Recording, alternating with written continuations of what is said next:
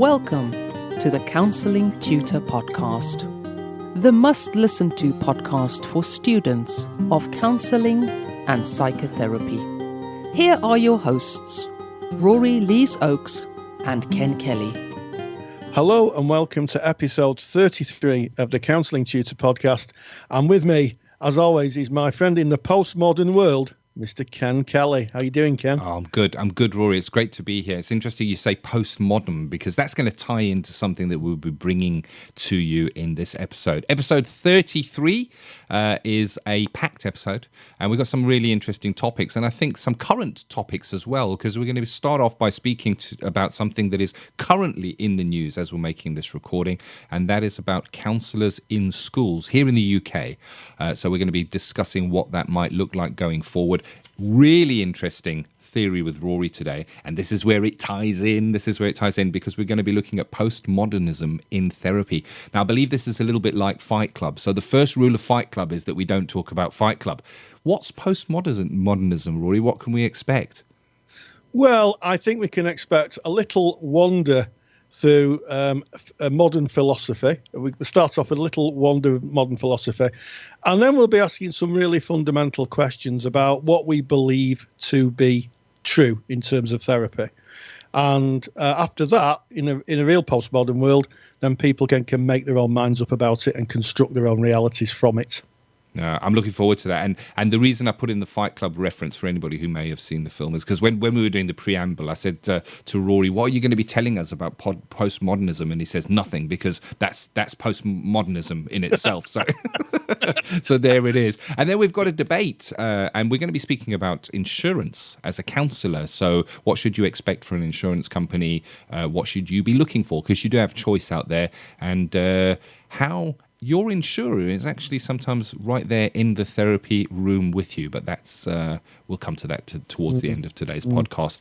So kicking off with something that's in the news at the moment, Rory and I have just looked over a blog post on a school's website where they kind of bring you the latest and greatest of what's happening on the forefront, and there is talk about bringing counsellors into schools. What's your thoughts and feelings on this, Rory? Well, speaking as someone who spent 7 years as a school counsellor, I think it's a splendid idea, and it's an initiative that can't come quick enough, in my view, because there's a really real need to support young people in what is becoming quite a difficult world for young people to navigate. And, you know, as I'll touch in my postmodern discussion, our society is changing, and it's changing rapidly. And there's just so many things now facing young people that sometimes it's overwhelm, and they need to speak to someone who's an independent person, not someone who's got an agenda, not someone who's an agent of social control, someone they can speak to in confidence and just explore where they are in the world. So it's a great thing. They've been running counsellors in schools in Wales for some time now. So I think it's a win for young people. It's certainly a win for people who are, you know, saying there isn't a lot of work for counsellors after they've qualified. Well, you know, how many schools are there in the country? So that's potential employment. And I also think it's going to have a knock-on effect for people who are offering training, specialist training to work with young people, because I think that is important. Definitely agreed. And like you said, Rory, they've been running what I understood to be kind of a trial in Wales here in the United Kingdom of putting counsellors within schools and apparently and I haven't seen the report, so this is me going on what I feel that I've heard. It has been successful, and they've been able to show that this is making a difference. And I've not worked in schools, but I have worked in colleges, so I have worked with younger people.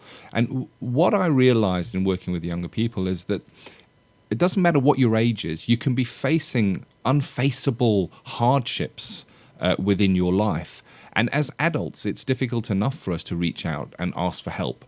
But we have I guess we're perceived to have more power. We have money to pay for these things, or we can go to the doctor and ask for these things. But it's so difficult. If you are a child and you're going through a really, really difficult time, where do you go? And sometimes that difficult time that you may be going through means that you can't turn to your family because that difficulty may be rooted in your family.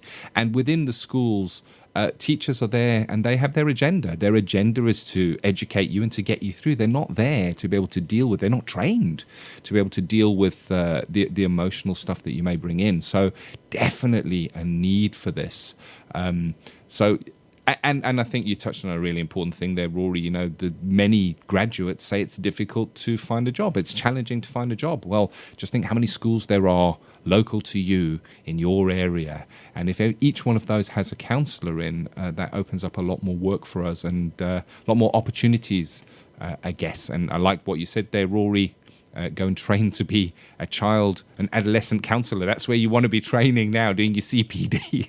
Yeah, I mean, it's an interesting one. I had my good friend and fellow practitioner, Kath Nibbs, come over to the studio here at Counselling Towers about a week ago, and she really is at the cutting edge of child and adolescent therapy. She's a researcher researching cyber trauma based on images that people see on the internet, or how children engage with the internet.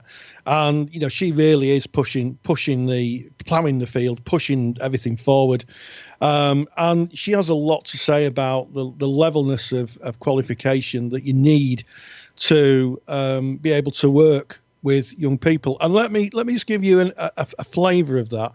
Do you know what my first ever client said to me when I was at a school? Share it with us, Rory. She said, "Do you know about Facebook?" Yes. And I said, "Yes." And it would have been impossible to have any kind of relationship with a therapeutic relationship, because if I hadn't have understood how Facebook works, and because that was the pivot of psychological contact. Yeah. The fact that her life was lived not only in what I call a corporeal sense, in other words, a physical person-to-person sense, as we would do if we're meeting face-to-face in real time, in reality, but also on an internet plane where we're working sort of across the internet. So I think practitioners need to understand that. I think an understanding of child development. I think an understanding of drug use and popular drugs. I use the word in a kind of populist way, drugs. 100%. And also just a really good understanding of the fact that a child's world, or young person's world, really, that's how we should be talking about young people's world, is very, very different to someone who's a lot older, because their world, their frame of reference is absolutely, completely different, because they're seeing the world from different eyes. 100%. So I think training, and I'm going to be controversial, I think that, you need some form of training to work as a child therapist, certainly if you're working below the ages of 16, definitely. And you say that's being controversial. I'm going to underline that, and I'm going to underline it in red. And we've just had the recent change in the ethical framework, the BACP ethical framework here in the UK. And it is my feeling that if counsellors are brought into school, that the framework would be added to again. I would expect it to be in dealing with young children and adolescents. Training, I don't think should be controversial. I think it is an ethical requirement, because we study equality and diversity so that we can work with different people from different cultures, different backgrounds, different family structures. Well, the same is true of children, because the youth of today have their own language that they purposely don't share with us as grown-ups, because they don't want us to know what they're talking about. It's sick and it's wicked, and it's words that we need to understand. And when you were speaking about popular drug culture, I found from doing a little bit of CPD just the other day that if a young person is referring to Mandy, or we're going to go and get some Mandy, that this is like you say, Rory, a popular drug. It is MDMA, which is one of the active ingredients in ecstasy. So we need to understand this, because what we don't want to be doing is saying, what is Mandy? I don't understand that. because that's showing that we're not in their frame of reference. So definitely need to be informed to be able to work with young people. Yeah, and what young people really, really hate is adults trying to get down with the kids.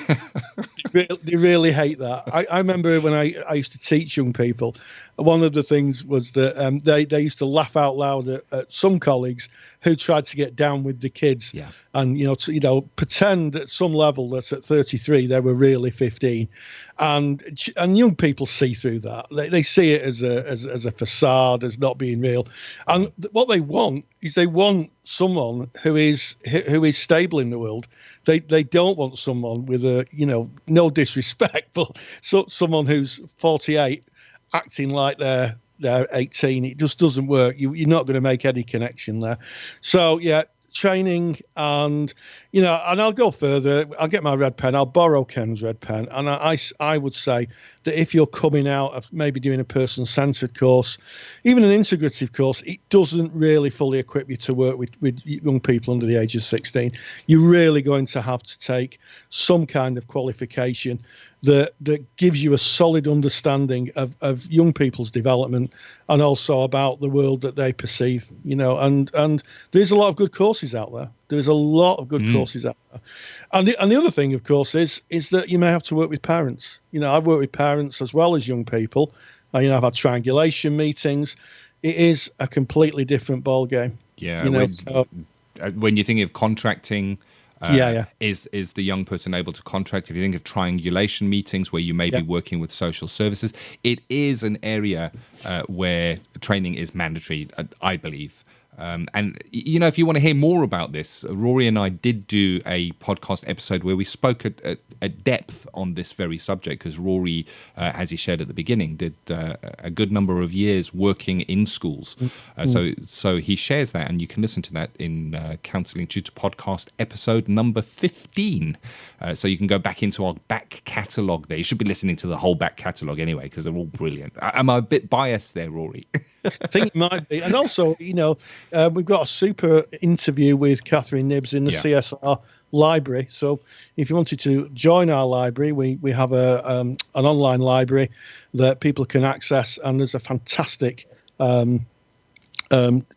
discussion that Catherine and myself had about 18 months ago, talking about working with young people, and also about the impact of the internet and how that affects what she terms the polyvagal system. Really, really interesting stuff. Brain development.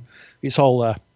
Love it. And if you want to dip into that and episode 15, the way you do that is you go to our main website. That is counsellingtutor.com.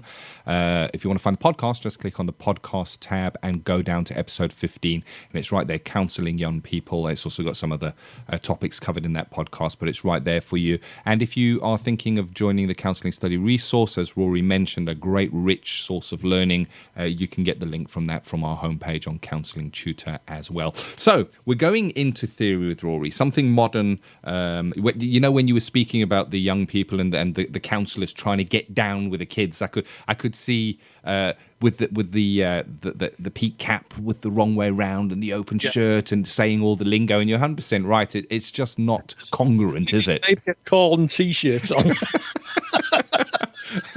But we are moving on to modernism now, and we're talking about postmodernism in therapy. Share a little bit, Rory. Yeah, well, postmodernism is a movement in philosophy, Ken, that basically asks us to consider how we view the world in the time we're in. And that sounds really complicated, but I'm going to decode it.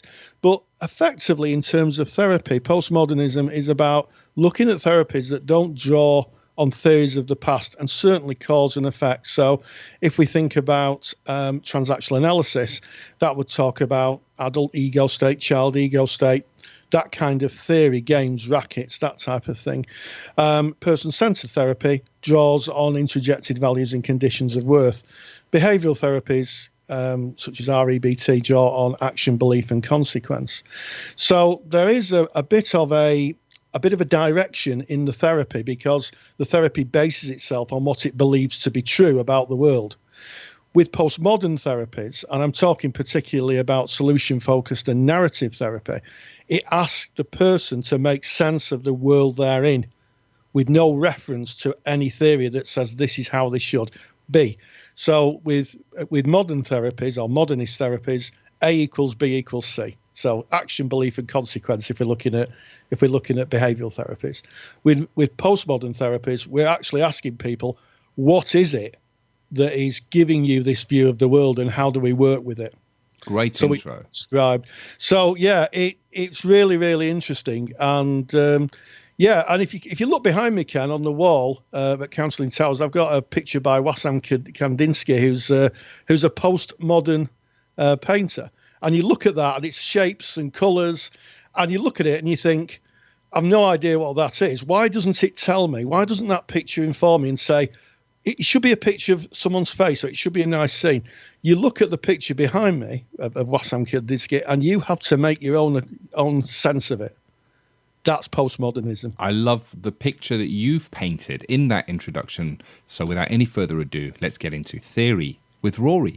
Counselling Theory with Rory Lees-Oakes. A few years ago, I was chatting to a colleague who is a sociologist, and during the conversation, the subject of postmodernism came up.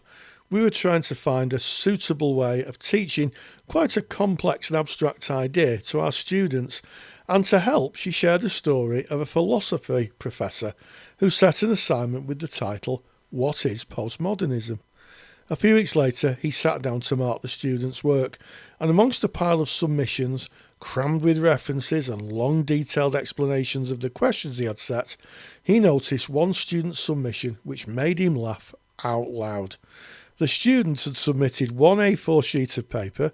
It included the date, the essay number, and the student's name, and underneath the title, "What is Postmodernism?" the student had written, "This is a postmodern essay," and nothing else. The reason for the professor's laughter? Well, he absolutely understood that the concept of postmodernism was fully understood by the student. So what is postmodernism, and what's its link to counselling theories? Well, earlier in the introduction, I said to Ken that postmodernism is a philosophy. It's not quite true. It's a mindset, and it's a mindset that holds a general distrust of theories, ideologies and narratives that put all knowledge into a single framework. In other words, it challenges the big ideas we think are true and asks us to deconstruct them and critically evaluate them. Still confused? Yes. Okay, let's go back in history to around the 1600s. It's the time when religion lost its monopoly on explaining what constitutes reality, and individuals began to turn to science for explanations. The gradual movement of science progressed, and it led to the Industrial Revolution of the 18th and 19th century, especially in the West. To do this, society embraced big ideas in areas such as commerce, science, literature, the arts, and psychology. This time in history was named modernism because it rejected ideas of the past and favoured its own view of the world. After the Second World War, philosophers began to question if the big ideas we had bought into were really useful in a post-war society. The term used for this thinking is postmodernism, after modernity, and it asks us to consider if the big ideas of the modernist era are still useful in the 20th and the 21st century. So let's have a look at some modernist ideas in therapy. And remember, we're talking big ideas here that people believe to be truths. So let's have a look at Sigmund Freud, his ideas of early childhood experience influencing how we experience ourselves as adults, or that we're in conflict with our tripartite personality, known as the id, the ego, or the superego, a big idea. What about Albert Ellis, who teaches us that we have irrational thoughts which cause dysfunctional beliefs, action, belief and consequence, a big idea. Or Carl Rogers, who believed that interjected values and conditions of worth stopped us becoming fully functional people, a big idea. Postmodern therapy helps clients deconstruct and examine their beliefs and the value they place on them. For example, a postmodern therapist may question the definition of mental health as well as commonly held assumptions of the definition of success and what it means to be an adolescent. It also questions whether the ideas of the past in the modernist era are useful now. But it does focus on the relationship between the client and the therapist, and it's highly collaborative. And change comes through for the client primarily through open conversation and dialogue. And there's two main types of postmodern therapy. There's narrative therapy, which evaluates the client's thoughts and behaviours in the context of their culture and the story they've written for themselves. So narrative in this case is about the client's story and the story they believe to be true. And it asks clients to evaluate that story in terms of their experience of the world. The other therapy, which is a short-term therapy, is solution-focused, and it focuses on creating solutions to problem rather than evaluating the root causes of them. So no going down the path of parent, adult, child, or action, belief, or consequence, or interjected values or conditions of worth. This is very much the thinking of that if a client has successfully solved a problem before, it may be that problem-solving technique may work again. And again, they're all postmodern because they reject the big theories of the past. And indeed, they don't make any reference to any theory. They're more interested in the client's unique experience of themselves and how they view the world. Which takes us neatly back to the philosophy professor at the beginning of the story who laughed at his student's submission. The reason he laughed at it was a postmodern essay rejected the big thinking of the past, the modernist idea that for an assignment to be successful and to get past, it needed references, it needed lots of words, and it also needed huge amounts of explanation. This is a postmodern essay, really was what it was. It rejected everything of the past and lived on its own as a statement. Thank you very much, Rory. Well, while you were saying that, I was looking over your shoulder and I was looking at that picture by, who did you say was the artist? Wassam Kandinsky. I can't pronounce it. But by that person. And what I was realizing is that it is about my interpretation. When I look at that picture, it's what I see there, and I think that's what that's what you've eloquently covered, that it is about, I guess, phenomenological view of the person who is experiencing it. We get back to this word phenomenology again and again, do we not? We do, which is postmodern, it is it is a postmodern idea. You've got to get the download for this. Rory has taken the time to decode postmodernism, and you can get that by just going to today's episode on our website. In the show notes there is a link and you can directly download that, and to find that you go to counsellingtutor.com. If you're coming in for the first time, that's 2 L's in counselling, because Rory and I are based in the United Kingdom. That's how we spell it here. Counsellingtutor.com, click on the podcast tab, go to episode 33, and you can get the link to Rory's download there, Decoding Postmodernism. And moving on now to a topic that came up in our Facebook group. We have got over 4,000 members in that Facebook group now. It's a lot. In fact, you know what? It's a lot over 4,000. When I looked, it was getting on to 4,500 members.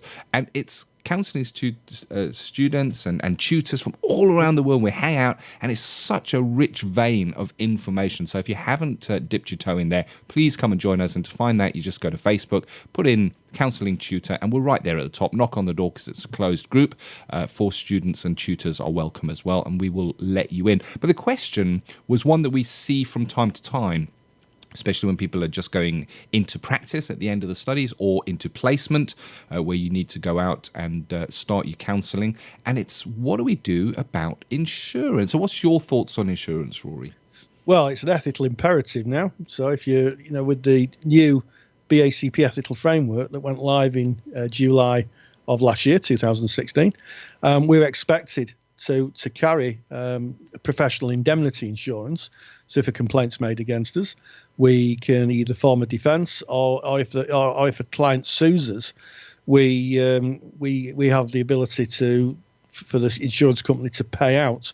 So now, yes, it is mandatory if you're working to the BACP ethical framework. And indeed, I think other ethical frameworks. I don't think it's just the BACP.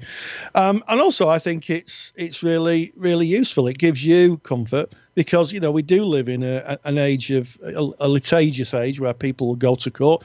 I was watching Judge Rinder on the TV, which is a UK-based programme about a TV judge who kind of pontificates on the law. In America, it's usually called Judge Judy. And it just shows that the access to the law and people taking legal cases has come of age in this country. It's in popular consciousness. It's postmodern, Ken. So I like that. I would say, I would say that it's important because if lawyers aren't cheap. Lawyers aren't cheap, and if you have to go to court, and I don't want to scare people, there's very, very, very, very few therapists who are taken to court. But if you go to court and the ruling goes against you, and costs and a fine or that type of thing, you could end up having to sell your house, or go bankrupt. So, it's a good thing, and I feel a lot safer knowing that if anything were to go wrong, that at least I've got access to a legal fund. My insurance company funds would fund the legal defence. So very important. What's your thoughts, Kim? What you've said, of course, and I'm mindful as well that because it is an ethical imperative, you need an insurer before you can go into practice. And when you have an insurer, you'll be given documents which kind of outline the terms and conditions of that insurance that you then hold. And it's really worth reading through what's in those documents, because those documents are what you would call on when you need your insurance. And it's better to know before you need it what's in those documents to make sure that you comply with it. Because in a way, when you're in your room with your client, you're not alone with that client. The BACP, or the ethical framework to which you work, is in that room with you. It's part of how you will inform your practice and how you will deliver your service.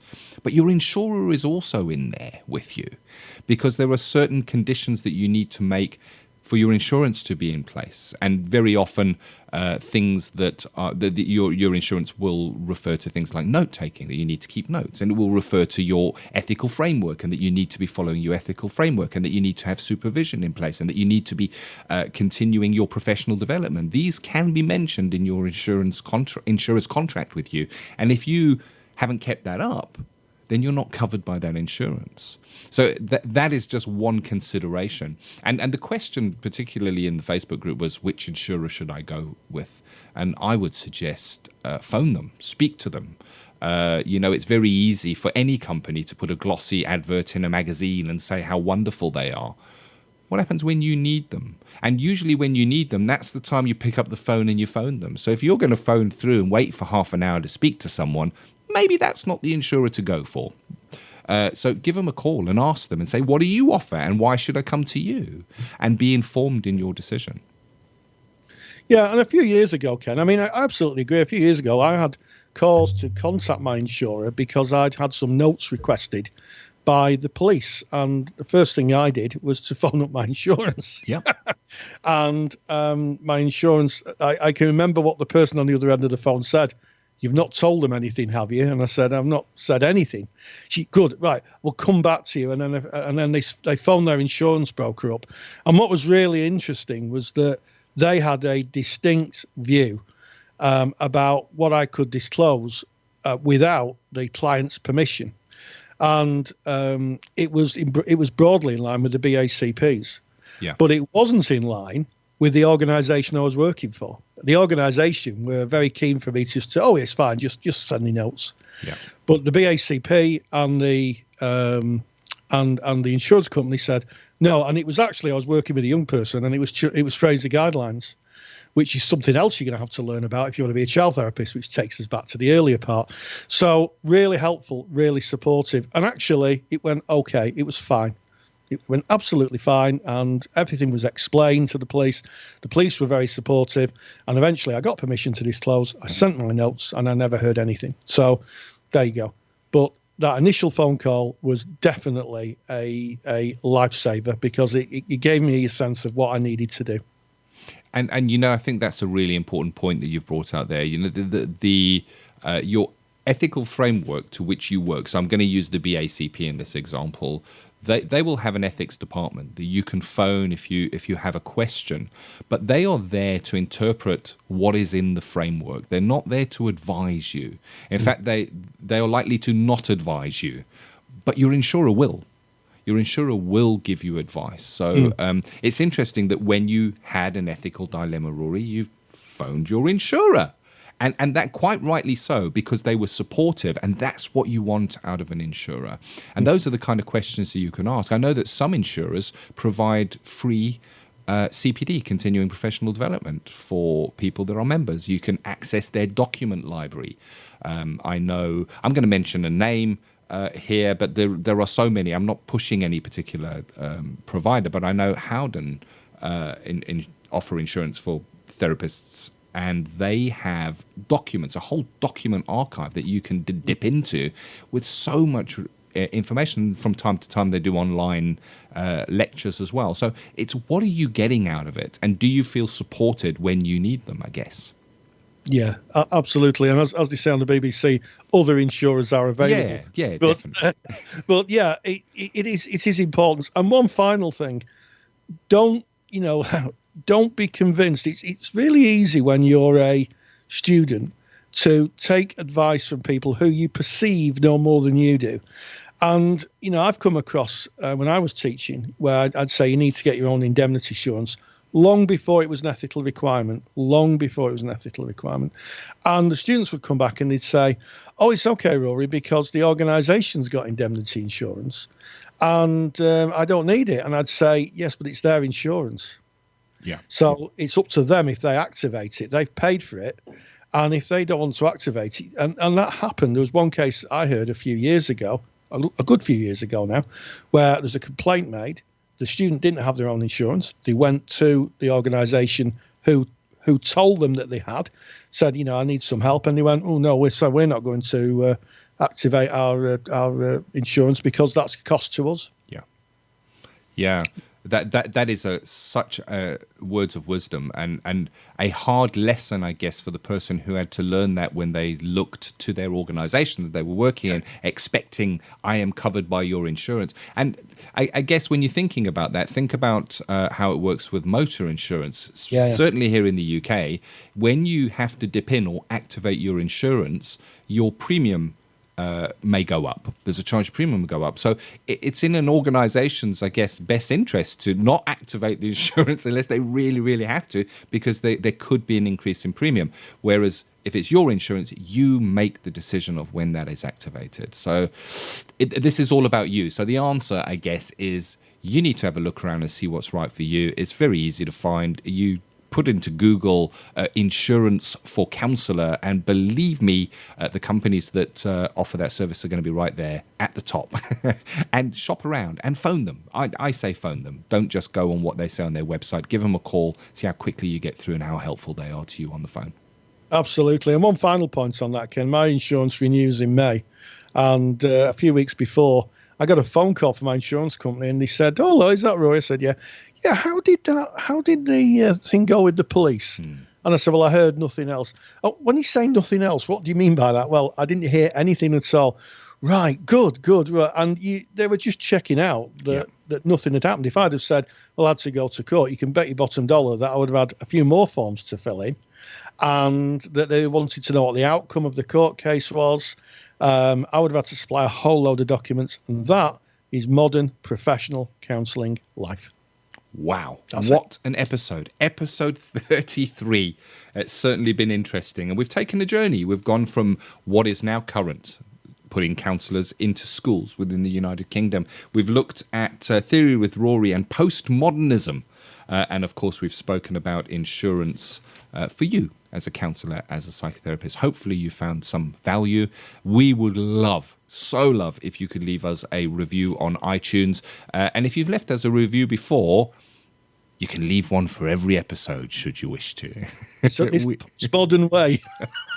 We love reading your reviews. And what happens if you leave take the time to leave a review on iTunes is it means that the Counselling Tutor podcast goes a little bit higher in iTunes, and it means that it gets seen by more people, students of counselling psychotherapy around the world. So we get to share the world. So you help other people to engage in the podcast as well. So if you've got some time, do that for us. Otherwise, hang out on the Facebook page. Let's get the conversations going there. I am just always so grateful. This is a privilege to be able to bring this to you, and I thank you for listening. Yep, and that brings us to the end of this edition of the Counselling Tutor podcast. And as always, stay grounded, stay safe, and get insured. Take care. Thank you for listening to the Counselling Tutor Podcast. Find the show notes for this episode on our website at www.counsellingtutor.com.